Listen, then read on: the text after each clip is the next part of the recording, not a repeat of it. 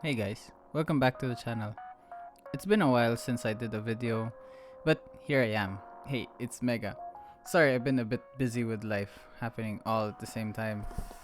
Might talk about why that was in the next video, but we have a quick one today. Just a quick mod for this Akko ACR Pro Alice Plus Super Omega Alpha Sigma keyboard. Mouthful, huh? But don't let that fool you. This quick mod will change how this keyboard feels, looks. No, I'm kidding. It doesn't change how it looks. But in fact, it will take it to the next level, I assure you. Especially for all these people who love them flexy keyboards and bouncy keyboards. And this one's on a budget. And hot swap as well. So this video is definitely for you guys. Side note, I'm not sure if other Akko keyboards will have this, but let me know in the comments if you want me to try to do it in other Akko keyboards, and I will surely try to oblige. But also, don't forget to subscribe. I've seen a lot of you are still unsubscribed to this channel. It would help a lot, you know? It would be fun to see some numbers. So here's a quick before and after of what you can expect in this video. The difference will blow your mind.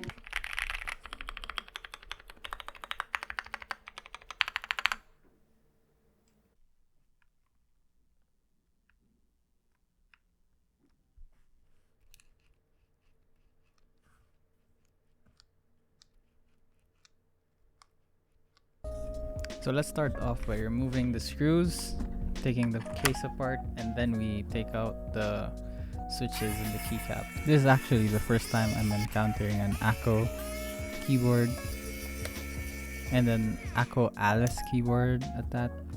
And I can say that the build quality it's okay. It's not perfect, but what can you expect for a budget keyboard?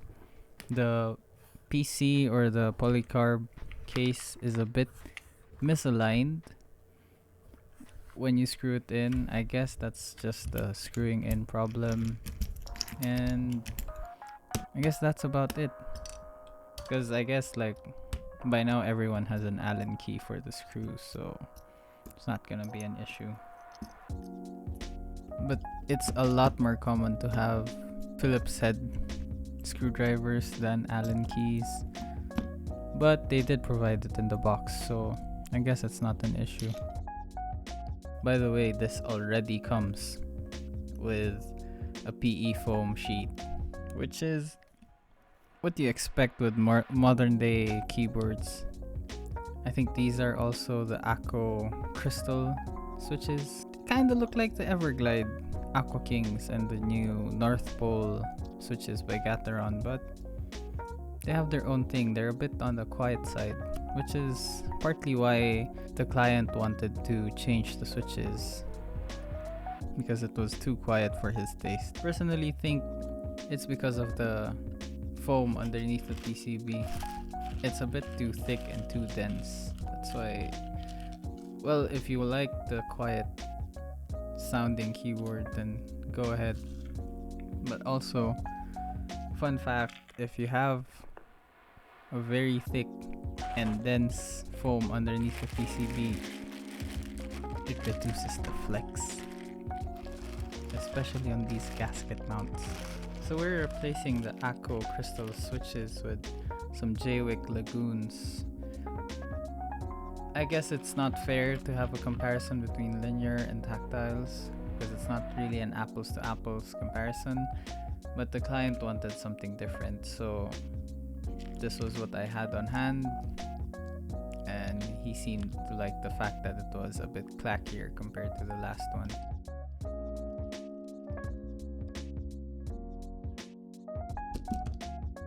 So here's the magic part.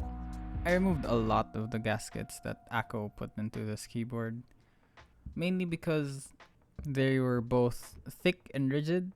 Well, not rigid as in rigid, but then they were thick enough that it stopped the movement of the plate to bounce and make this keyboard an actual bouncy keyboard.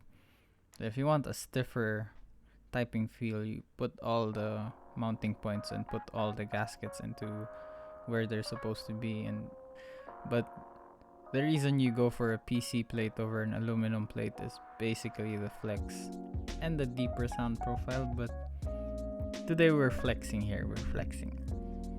So we removed a lot of the gaskets and let the mounting points just breathe or be free, if you will, creating a really, really bouncy keyboard. And I wasn't expecting it to be this much bounce, but this boy bounces. But let's not forget, in any modern day keyboard, we add the tape, the Tempest mod, for them deeper sound profiles. Because why not? We're already down here. Let's just fix it. And we're removing the thick foams underneath it, so this would help reduce a bit of the pinging inside the case if there is. This is also one of the good design practices that some manufacturers forget about, is having a daughter board for your USB Type-C. It's because, especially if your keyboard is going to bounce, well, having the USB Type-C attached to the main PCB instead of a daughter board would be problematic for connections and stability of your connections for the USB Type-C. So kudos to Akko for this design concept. And that's it. Now we put it back together and see our work. Also, if I haven't mentioned yet, this keyboard has PCB mount stabilizers, or you could put plate mount stabilizers as far as I know. But still, a beginner keyboard with PCB mount stabilizers is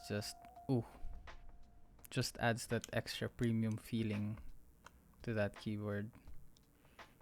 Also, the option to go for a PC plate instead of an aluminum plate would really help with a flex for the keyboard, you know?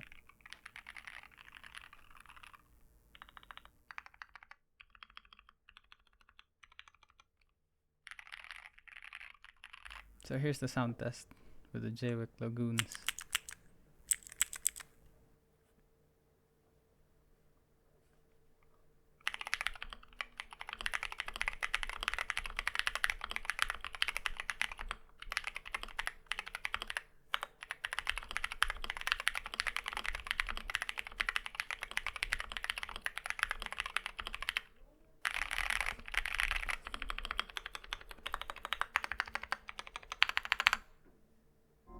So thanks for watching.